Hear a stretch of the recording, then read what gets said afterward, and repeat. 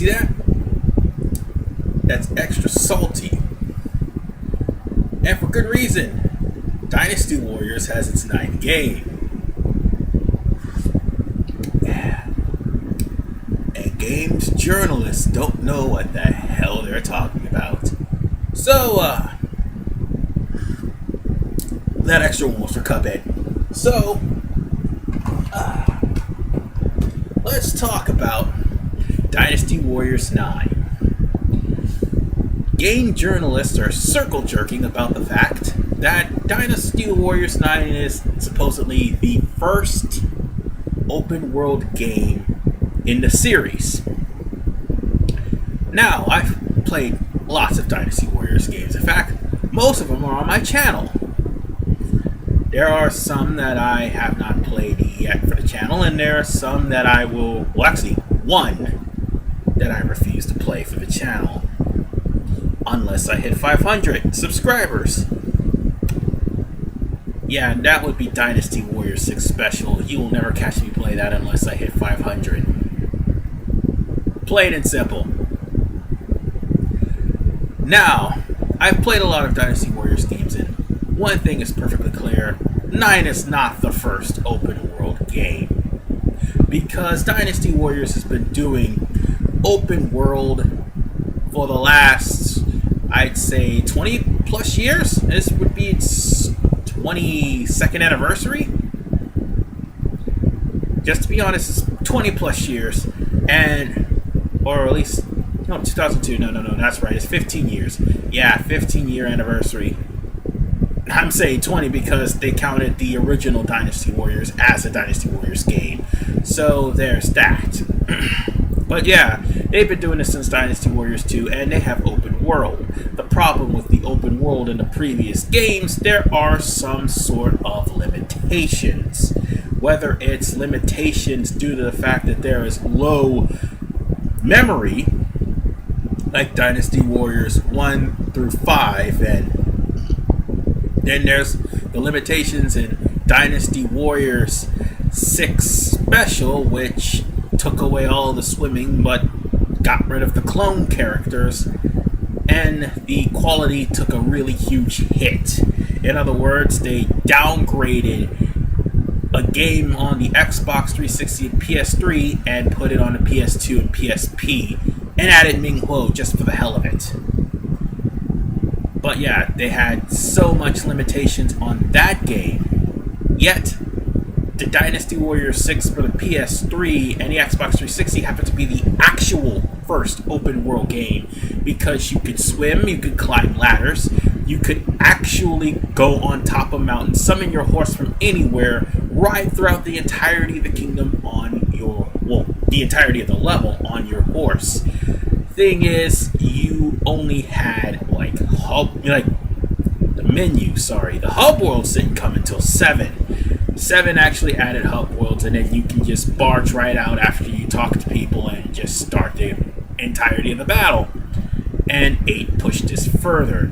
But 7 and 8 also had ambition mode and conquest mode respectively, conquest being 7 and ambition mode being 8.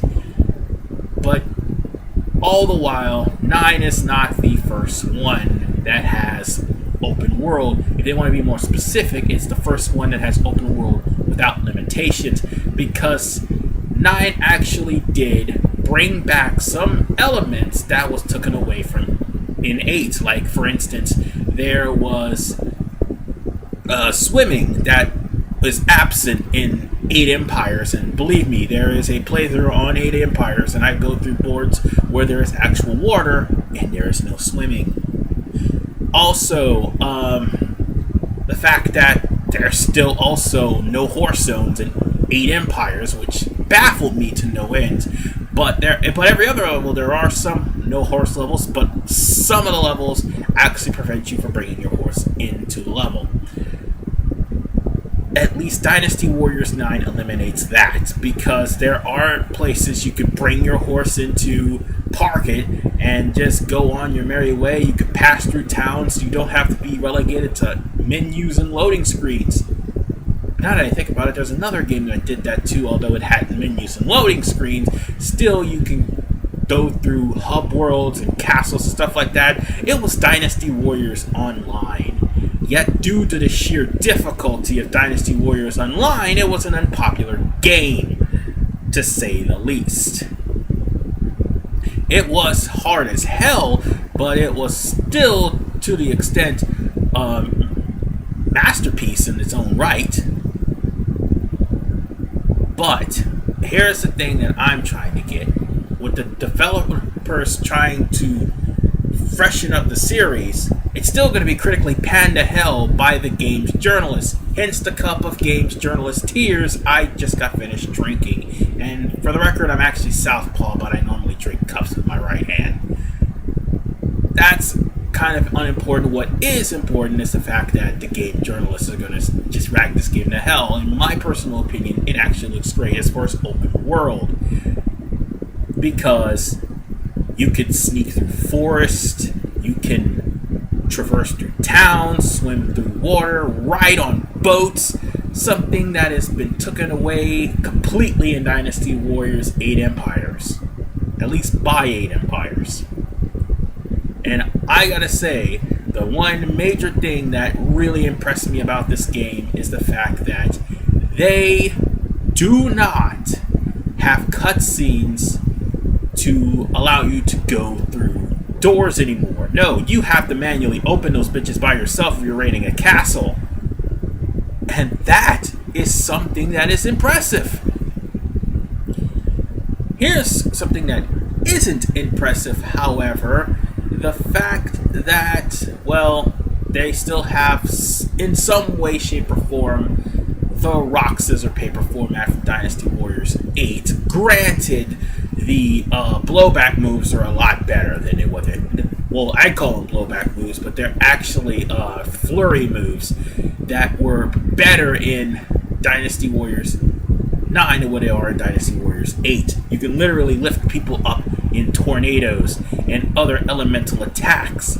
Yeah, the elemental attacks actually mean something and give a damn instead of just being like stun elements.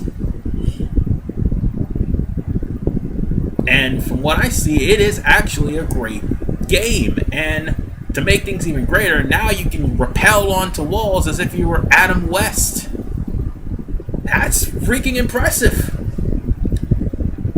Now, all of this comes with a price.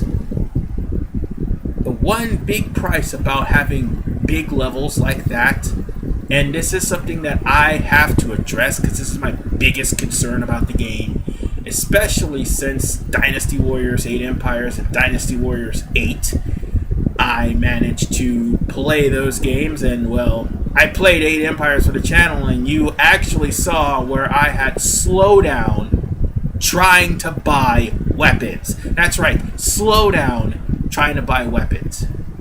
And slowdown in some instances of battle. My biggest beef is, will the slowdown be just as bad as Dynasty Warriors 8? And before anybody asks, that humming sound is my fan, an actual fan, because the laptop fan board underneath that I had, it finally died, and I don't want my laptop to overheat. So sorry, you're going to be hearing that for a little while until I get a new one. I'm letting you in on a little secret as to why you hear such a very high-pitched hum throughout the entirety of the video. But enough about that. My biggest concern is the slowdown, and it can be grating if this is supposed to be a game with 4K, and yet the slowdown is prevalent in the Xbox version. Hopefully not, because that was rather freaking annoying. But another thing I also hope they do is bring back the English voice actors, because goddamn, I mean, having the Japanese voice actors is all well and good, but I want to hear what those characters sound, the new characters at least, sound like with English voice actors. I mean, I can hear them with Japanese voice actors all day, no problem. But the English voice actors, I really hope they have English voice actors this time around and don't get lazy like they did in Warriors Orochi 3, Dynasty Warriors 8 Empires for the Xbox, because you actually had an English patch for the PS3 and PS4, which, by the way, that's totally unfair. And on top of that, if they're going to make an Extreme Legend, for the love of God, give it to Xbox.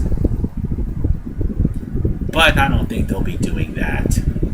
No, I'm not talking about the Extreme Legends. I'm talking about putting the Extreme Legends on the Xbox. They'll put it on PC. They'll put it on Windows. They're going to put it on PS4, but they're not going to put it on Xbox. I can see it now. But the biggest thing about this game I also want, and I hope they do, and I hope they're listening to this video. If not, I'll even post it on their Facebook page. Get rid of the DRM. There are people who want to stream your games and can't afford an Elgato. So, it would be very, very much to your interest, and good advertisement, by the way, to get rid of the DRM so that, well, we can stream the game and have a little fun and actually see how good the game is and how far Dynasty Warriors has become. Or has come, actually, that's what I meant to say. But at this point in time, those are my biggest complaints about the game. But otherwise, the game looks great. And all the movements are fluid. That's what I'm trying to say. Why I say movements? I mean, all the movements are fluid as far as the characters are concerned. They're actually making it by era and not by kingdom this time. So you pick an officer, you're going to be an officer who was around that era. Like, for instance, if you pick Sun Jian, his era only lasts until he's assassinated by Huang Zhu. And then the reins is handed over to his son. So his era is going to probably be pretty short, as opposed to Sun Xuan, who actually has a longer era up until around the end of Jin's reign. I would say. Not the end of Jin's reign, but the end of Shu's reign. No, actually, no. Correction. Around the end of the second Hefei attack. No, wait, fourth. There were 4 Hefei attacks. And, by the way, the guy who actually instrumented those attacks is one of the playable characters. I'll get to that in just a second. But there was 4 Hefei attacks. And after the the third one, actually, Sun Xuan actually passed away from natural causes. Anyway, the point that I'm trying to make is they've eliminated free mode, but you can still go into any era you want. And they may end up eliminating difficulty or have a default difficulty. It all depends, but the people who are making the game actually said that they only implemented the difficulty, and the difficulty will only be a factor if you're facing enemies at a higher level than you are. Which, I hope to God that means no Lu Bu with an insane buff every time you get to around the level of the Hulao Gate. Because that was something that was rather annoying. He was easy in 7, but 6, 8, 5, 3, 2, and especially 4. My God, running into that guy was a nightmare. 8 is the worst because you have no choice but to beat him in Wu. No, actually beat him in Wei, sorry. Because it was a star requirement for one of the missions he was in. But the point is, ladies and gentlemen, they're actually going about this game rather well. And now let me talk about the characters. They picked some fine ones, and they also said about the characters that by they I mean the developers of the game, also said that they're probably going to limit the amount of characters that is going to be revealed.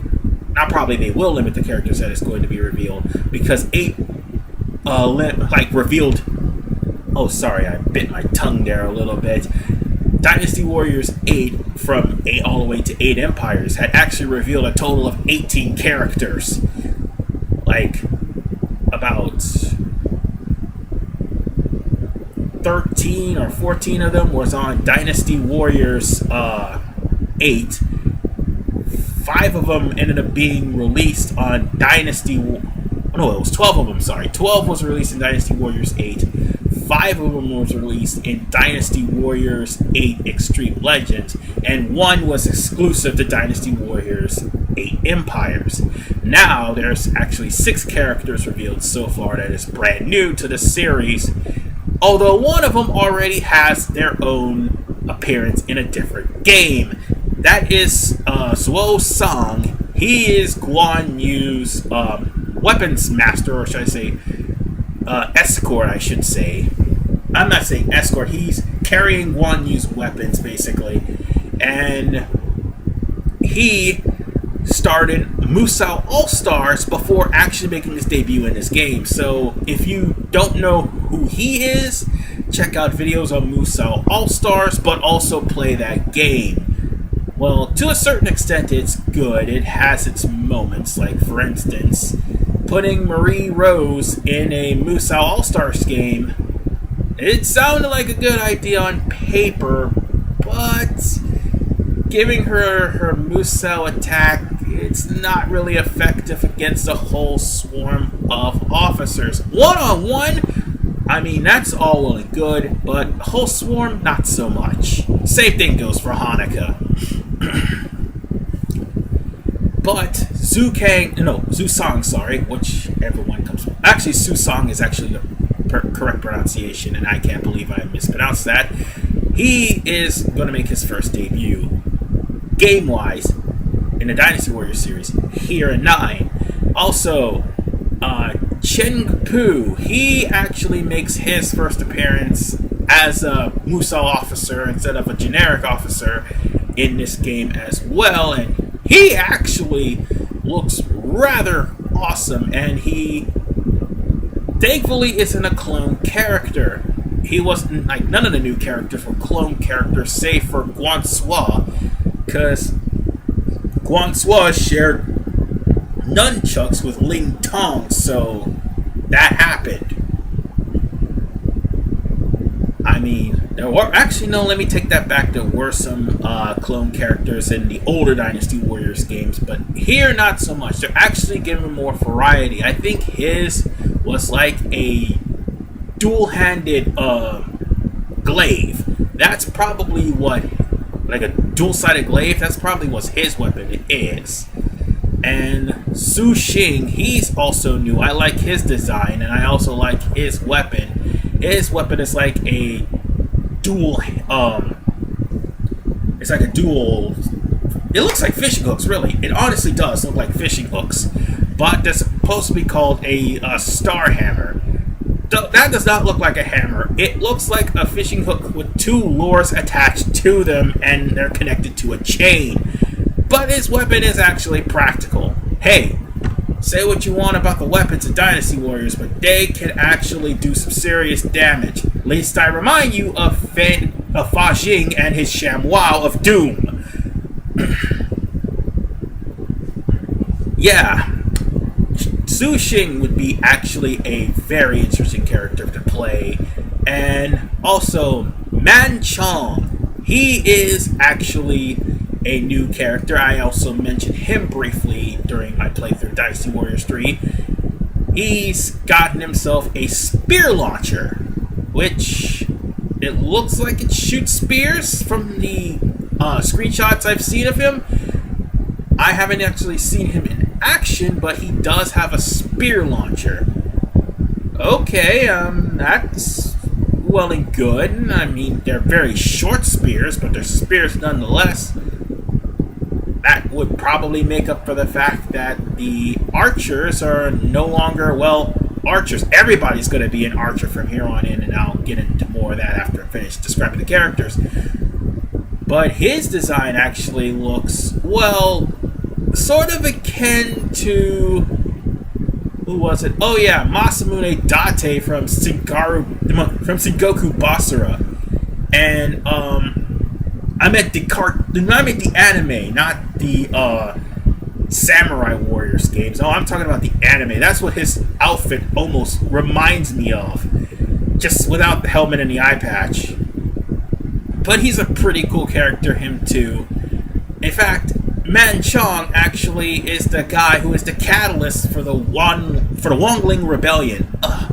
It's really embarrassing to see me stumble upon the names of Dynasty Warriors characters. I am apologizing in advance, but yeah, he was actually involved, the catalyst for that rebellion, because he tried to warn everybody that Wan Ling is not to be trusted, and he was correct. And let's see, that brings us to Cao Shu. Cao Shu is the guy who initiated 4 attacks on Hefei, and only about 3 of them were actually successful, and this last one failed, with him dying. But his weapon is reminiscent of Katana of Mortal Kombat. It's pretty much a sword that splits into a fan-like weapon. I mean, all it needs to do is have some attachments to it, and it would definitely be a bladed fan, but still, his sword is pretty cool. And I do believe there was one other person that I am missing on. Let's see. Su Xing, Cao Shu, Nanchong, Chen Pu. God damn it! I think he's so saying. No, I think I got them all. But there was one guy who actually had a whip sword. And oh wait, there was another. Oh right, there was another one. He's also on Wei, but he had a whip sword. I can't think of the damn guy's name, but he had a whip sword, and he actually looks really awesome. I have to agree, he actually looks really awesome with a sword that is bending like a whip, and it straightens out like a sword when he's about to attack. I'm trying to think of his name, and I'll probably write it down in the middle of this video if I actually think about it. But all these characters put together, I really like to see if they actually have some, voice actors that could bring, English voice actors actually, that could bring out the best of those new characters. But the problem is they're not going to do that. They're going to take the route of going fully Japanese and not English dub. I don't know why they do that, because they made millions of dollars off of Dead or Alive last round. So yeah, they have no excuse for not hiring voice actors.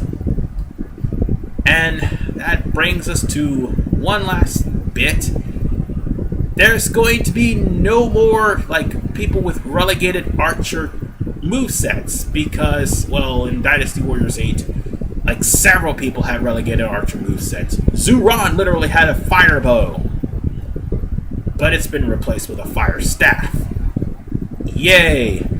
They'll try their best to avoid clone characters, but everybody now has the ability to fire bow and arrows, and even fire arrows if need be, to help mitigate enemies from a far off distance, or just go in for sneak attacks.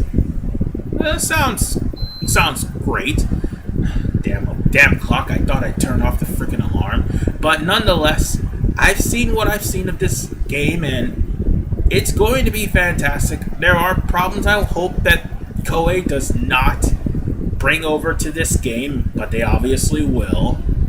And as for the game journalist that'll eventually give this game a terrible score for some asinine reason, I will continue to drink your tears. This is RVMan985. If I ever get Cuphead, by God, it will be on this channel, and it'll be better than Dean Takahashi. See you guys next time.